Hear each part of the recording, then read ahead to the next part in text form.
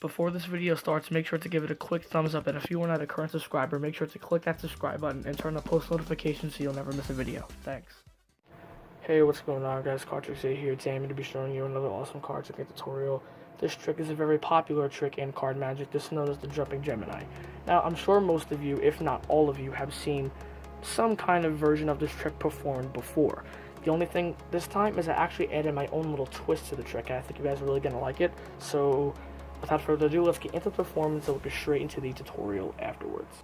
Okay, so this is Jumping Gemini. So I want to show you that I have 4 cards and 4 cards only. No more, no less. So now over here, I have a 2 of diamonds. Now your job is to keep your eye on this 2 of diamonds. So watch carefully. Take the 2 of diamonds, and well, the entire pack really, and just reverse count it. So at this point, I'd ask you, where's the 2 of diamonds? Well, of course, you'd say the top, and you'd be correct. Nothing sneaky's happened. The 2 of diamonds is, of course, on top of the pack. But what if we take the 2 of diamonds and move it to the bottom of the pack? Then where is it?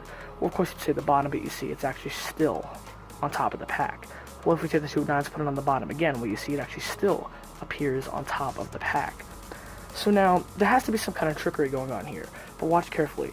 I want you guys to clearly see I'm taking the 2 of diamonds and putting it in the middle of the pack. No funny business here. But then you'll see that it actually still rises to the top. But now what if we take the 2 of diamonds and just set it on the table this time? Well, it actually still rises to the top. Take it, put it on the table again, it still rises to the top. Now, I know exactly what you're thinking. This is a retarded trick because all 4 of these cards are 2 of diamonds. But you see, that's not the case because over here, we have a 10 of spades. And not only that, we actually have 4 of them. 4 10 of spades. So, there has to be more than 4 cards here, but no, I'm telling you, there really are only 4 cards in my hand. So, what are these cards anyway? What are these cards? Well, I can actually show you guys that down here is a king. And if I actually come under the packet again, you can see there's another king. And I can show you a 3rd king and a 4th and final king. So essentially, this is Jumping Gemini, and from here, I'm supposed to be moving on to my next trick. But then the issue I come across is people tell me, do the trick again, do the trick again, do the trick again. And I tell these people, I'm sorry, I'm not going to do the trick again because you're just trying to figure out how the trick is done. And that's just the rule of being a magician. You're not supposed to do the same trick twice. So in order to avoid this problem, I just take the cards, I give them a little shake, and then I just go like this. And I just show that, well, I'm sorry guys, I cannot do the trick again if the cards aren't even here. So anyways guys, that is the trick. I hope you guys enjoyed it. So now let's get straight into the tutorial. Alright guys, hopefully you stuck around for the tutorial.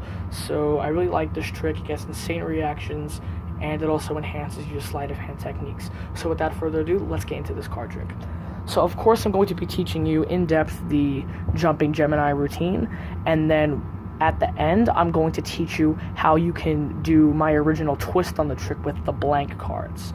So if you already know Jumping Gemini and you just want to learn the twist, fast forward the video to this time right here. That's when you're going to learn how to do the twist.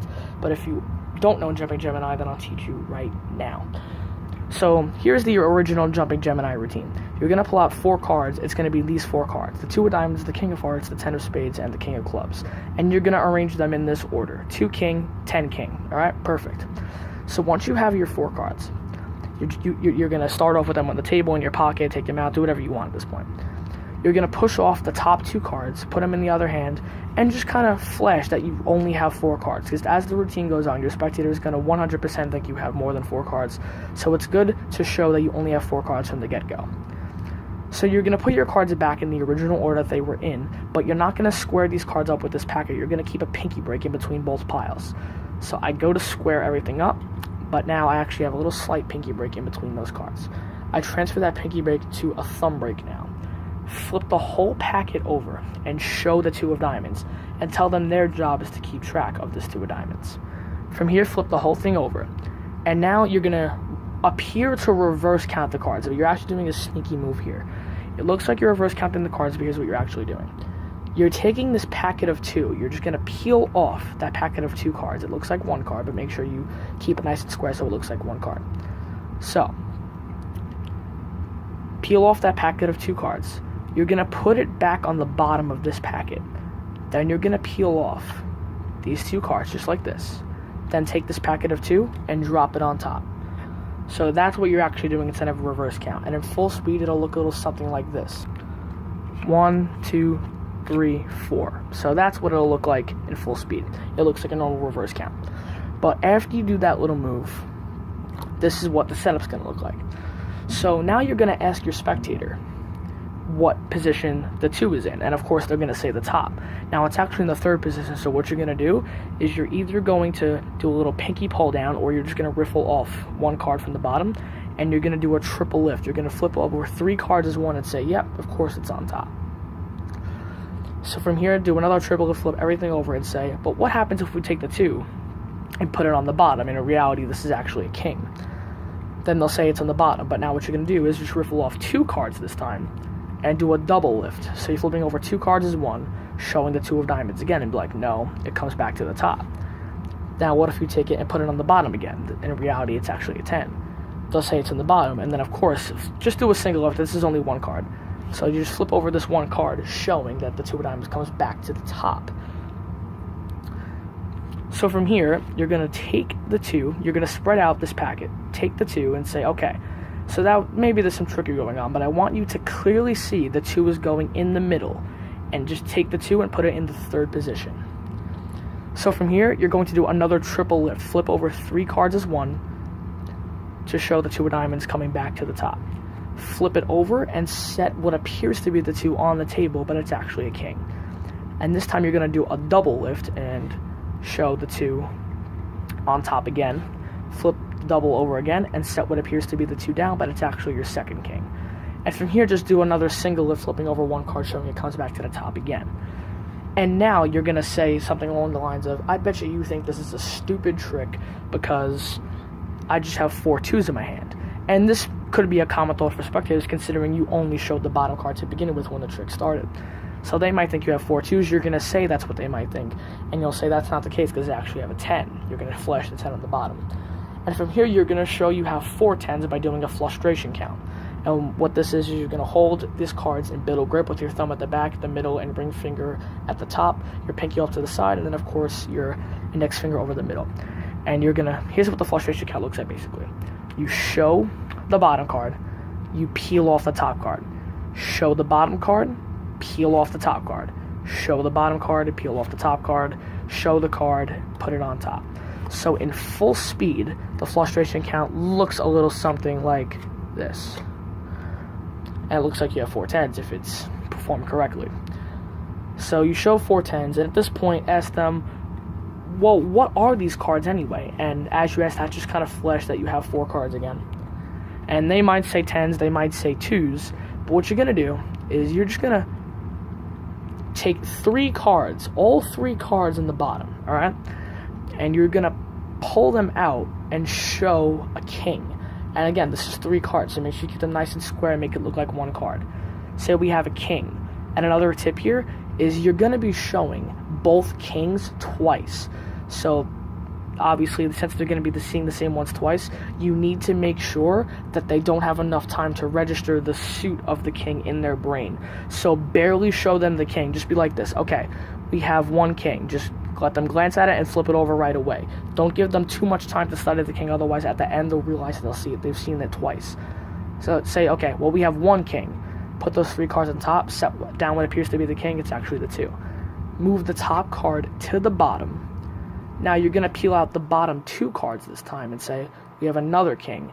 And again, you're going to be showing this one again, so don't show it to them long enough so that they remember what the king is. So, okay, we have another king. Sit down what appears to be that king, but it's actually the 10. So now you're left with both kings in your hand. So you just showed the red king, so you're going to flip over the whole thing to show the black king again, and then just pull this one through, flip the black king over, then show the red king, flip it over.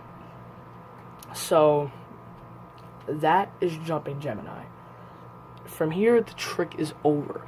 But if you guys want to learn how to perform my own original twist on this trick, then I'm going to be getting into that right now. So once you've performed the trick, here's what you're going to do. You're going to take the top card, move it to the bottom.